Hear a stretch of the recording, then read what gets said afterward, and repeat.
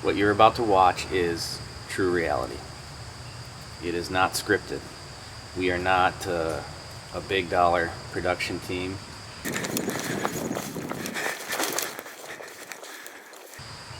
We're not hunting with guides. We're not hunting with outfitters.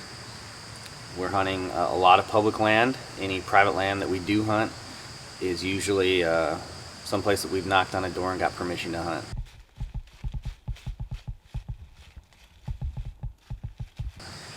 We're going to hunt small pieces of ground, you know, well under 100 acres, some of them well under 40 acres.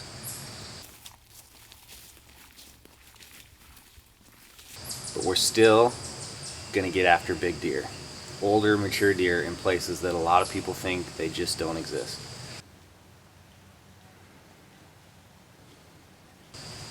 This is the reality revolution. This is true do-it-yourself whitetail hunting, hunting the way that the majority of the American deer hunting population hunts. Oh, brother.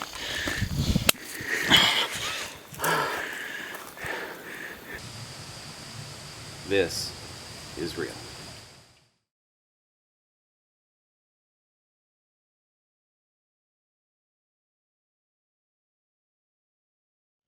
Well, there's home for the next couple of weeks. We got into camp at about a little after 2:30, 3 o'clock. Got it all set up. It's a little after 5 right now. We're gonna go ahead and start making the rounds, start seeing what the crops are like on the pieces that we are gonna be hunting. These pieces, the public.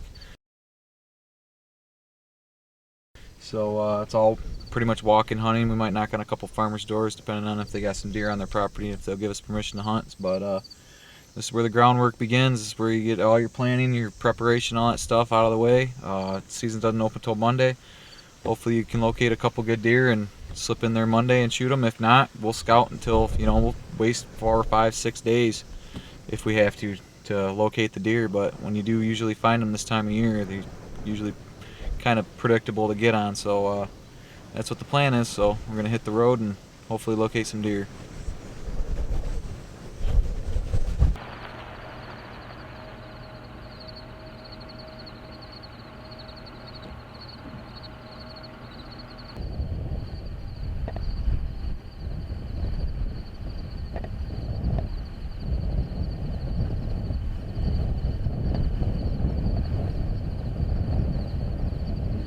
All day long.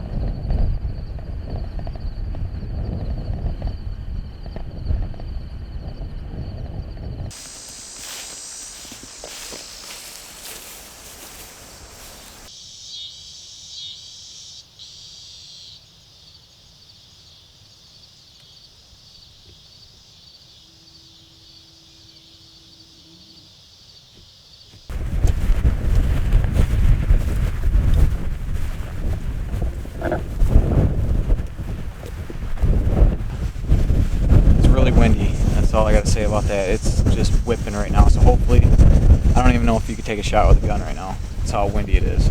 But hopefully the wind dies down like it did yesterday. That temperature starts dropping, the deer start getting on their feet and start moving.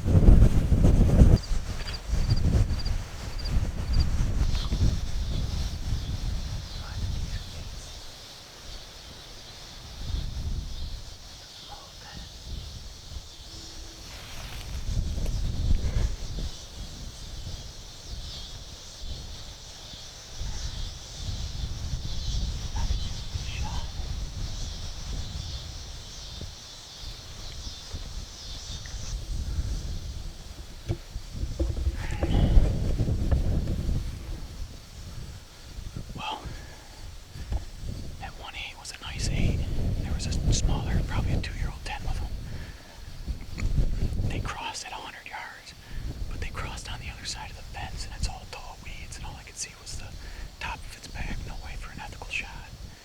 And they're just cruising around around this point, which is good because we're just trying to figure these deer out right now. We're not trying to rush in there. You know, we're trying to sit back a little bit and observe and hopefully catch one coming through here. And we're just trying to figure out the lay of this, how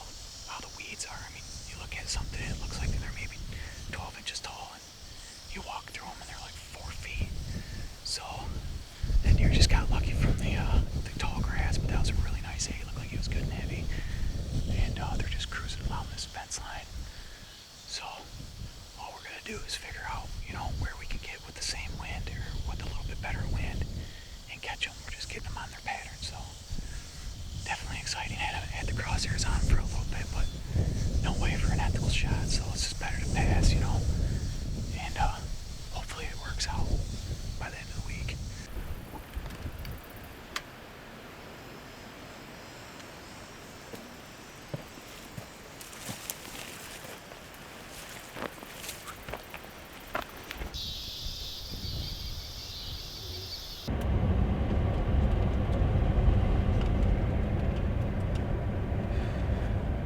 Well, this is different,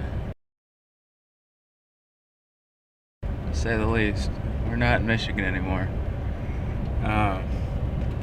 All the fields out here have been worked. It's been dry, and we've had high winds for the past couple days, consistent, probably 35-40 mile an hour winds. And it's so dusty, you can't see hardly a half mile. Normally you can see out here 10-12 miles. The visibility is, it's pretty flat and it's wide open for the most part. You can see a long ways, but right now it's like a heavy fog, but it's all dust. The air is just filled with dust. So it's gonna be an interesting night. We're gonna attempt to climb up in a tree stand. How smart that is, I don't know, but it's a good spot that we've been to in the past. We know there's a lot of big deer there. It's a piece of walk-in that's actually bow only. So I'm gonna take the Matthews and I'm gonna hope something comes in pretty close, because I'm not gonna be taking any 40-50 yard shots in this kind of wind. I don't know if I'm gonna be able to see that well that's that far right now. So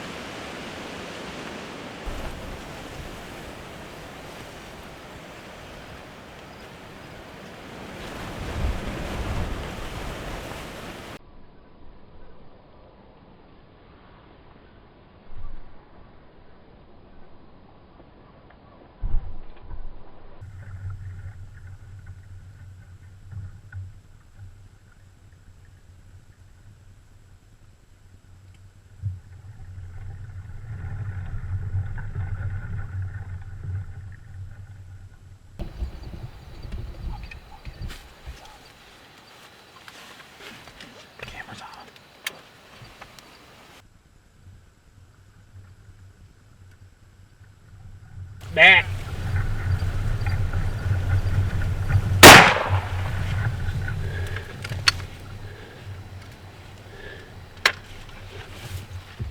He just went down. Yeah.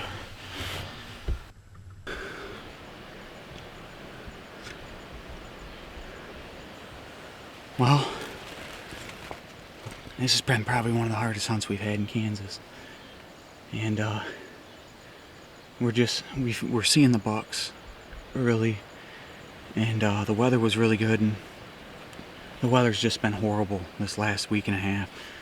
Been high winds, and it's really just had the deer shut down. So we came into this spot where we've seen some bucks that are a lot bigger than him, and I'm